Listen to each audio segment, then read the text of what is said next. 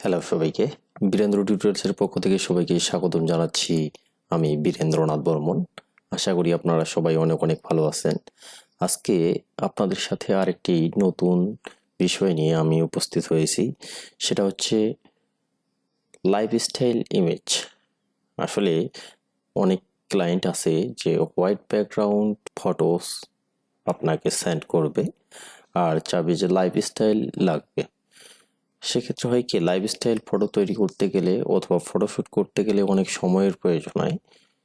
তাই ক্লায়েন্ট করে কি যে হোয়াইট ব্যাকগ্রাউন্ডের মাঝে একটি ছবি তুলে আর সেটাকে আপনাকে লাইফস্টাইলে পরিণত করতে হয়। তো চলুন আজকে এমন একটি প্রোডাক্টের লাইফস্টাইল আমি দেখাবো। প্রথমেই আমি ফটোশপটি ওপেন করে নিয়েছি।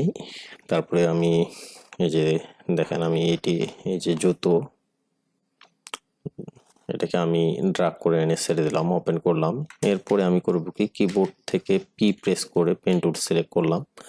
করার পরে আমি করব কি, এটাকে সিলেকশন করব।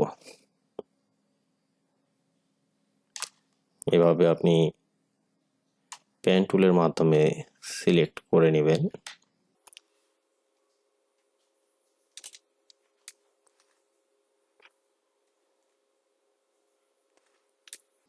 আর অবশ্যই আপনাকে পেন টুলের কাজটি ভালোভাবে শিখতে হবে, কারণ পেন টুল ছাড়া আপনি ভালোভাবে প্রফেশনালি কাজ করতে পারবেন না। দেখেন, আমি এভাবে সিলেক্ট করে নিচ্ছি।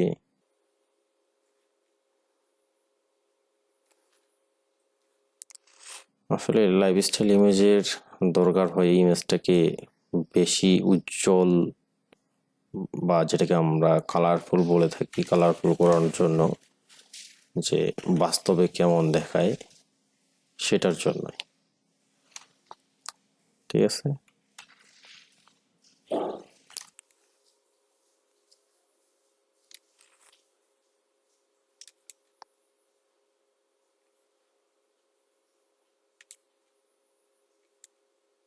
আর অবশ্যই আপনি জুম যতটুকু করার প্রয়োজন ততটুকুই জুম করে নেবেন। জুম করা ছাড়া আপনি যদি সিলেক্ট করতে যান সেক্ষেত্রে প্রোডাক্টের অনেক অংশই কেটে যেতে পারে।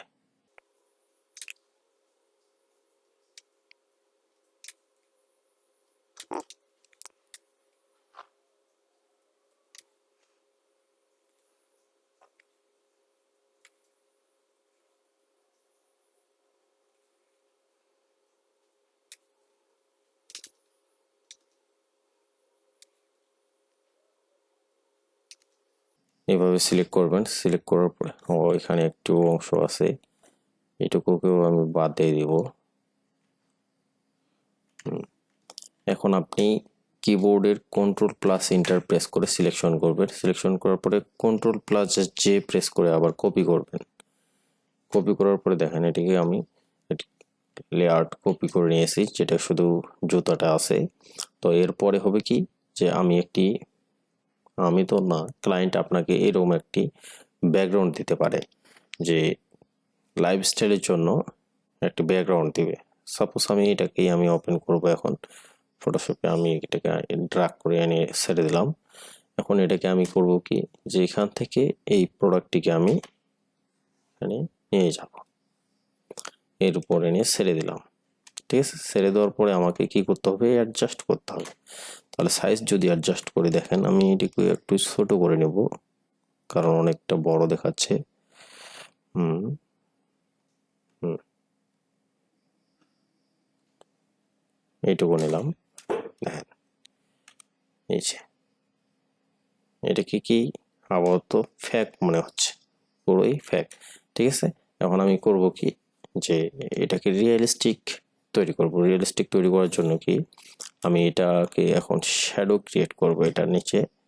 তো শ্যাডো ক্রিয়েটের জন্য প্রথমে আমি করব কি, যে এই যে নিচে দেখেন যে এখানে সাদা সাদা অংশ দেখায়, এই সাদা অংশগুলোকে আমি রিমুভ করব। রিমুভ করার জন্য কি করব, এখানে কন্ট্রোল প্রেস করে আপনি এই লেয়ারটার উপর ক্লিক করবেন। ক্লিক করার পরে এরকম একটি অপশন আসবে। তারপরে এখানে এই যে ম্যাজিক ওয়ান্ড অথবা যে মার্কিং টুল, সিলেকশন টুল সিলেক্ট করার পরে আপনি রাইট ক্লিক করবেন। রাইট ক্লিক করার পরে এখানে ফেদার সিলেকশন অপশন করবেন। ফেদারের এখানে 2 দিবেন। 2 দেওয়ার পরে এন্টার প্রেস করবেন। এন্টার প্রেস করার পরে কন্ট্রোল শিফট আই প্রেস করবেন কিবোর্ড থেকে। তো এরপরে করবেন কি, যে কিবোর্ড থেকে ই অথবা এখানে ইরেজার টুল আপনি সিলেক্ট করবেন, এখানে অপাসিটি 100% খেয়াল রাখবেন। তারপরে এখান থেকে কি করবেন, ব্রাশটিকে থার্ড ব্র্যাকেট প্রেস করে ছোট বড় করবেন আপনার প্রয়োজন মতো। তারপরে কি করবেন, যে এটাকে ইরেজ করবেন, এভাবে ইরেজ করে দিবেন, ঠিক আছে, যাতে করে আমার এই সাদা অংশগুলো না থাকে, ঠিক আছে।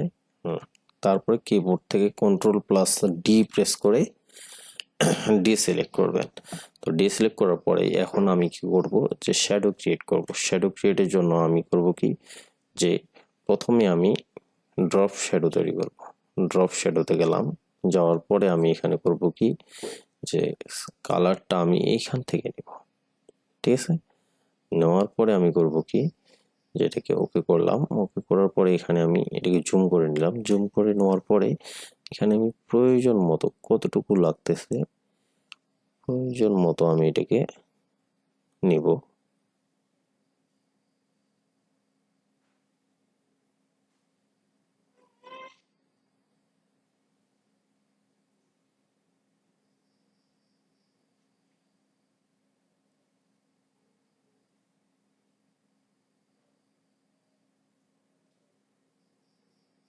সাপোজ আমি এতটুকু নিলাম।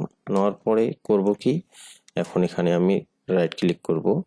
রাইট ক্লিক করার পরে আমি এখান থেকে ক্রিয়েট লেয়ার করব। ক্রিয়েট লেয়ার করার পরে এটাকে আমি এখন এই যে এখান থেকে সিলেকশন টুল নিয়ে এখান থেকে এইভাবে কিবোর্ড প্রেস করে আবার ডিলিট প্রেস করলাম। ডিলিট প্রেস করার পরে কন্ট্রোল ডি চেপে ডি সিলেক্ট করলাম। ডি সিলেক্ট করার পরে ইরেজার টুল নিলাম। ইরেজার টুল নিয়ে আবার আমি এটাকে সাইজ মতো ইরেজ করে দিলাম, ঠিক আছে। এই অংশ পর্যন্ত আমি ইরেজ করলাম। এখন দেখেন যে এখনো কিন্তু এটা রিয়েলিস্টিক হয়নি। তারপরে আমি করব কি, আরেকটি নিউ লেয়ার নিব। নিউ লেয়ার নেওয়ার পরে পেন টুল নিলাম। পেন টুল নেওয়ার পরে আমি করব কি, এখান থেকে আমি এখানে জাস্ট এই বরাবর আমি আরেকটি এখন মেক সিলেকশন দেওয়ার পরে আমি এখানে দেব 20%। হ্যাঁ, 20% ইজ ফাইন। আমি এখন করব কি, যে এটার উপরে আমি এই যে এখন এই যে এখান থেকে কালারটি আমি এই কালারটা নেব, ঠিক আছে। কালার নেওয়ার পর ওকে করলাম। ওকে করার পরে alt plus back space press করব। Alt plus back space press করার পরে দেখেন আবার কন্ট্রোল প্লাস ডি দিয়ে ডি সিলেক্ট করলাম, ঠিক আছে। ডি সিলেক্ট করার পরে এখন আপনি যদি চান, এখানকার অপোজিটটি আসলে আমার এখানে কালারগুলো ম্যাচিং হচ্ছে না, সেক্ষেত্রে আপনাকে আর একটু ম্যাচিং করে নিতে হবে। যেমন এখন আমি যদি কন্ট্রোল ইউ প্রেস করে এখানে একটু ডার্ক করে দেই,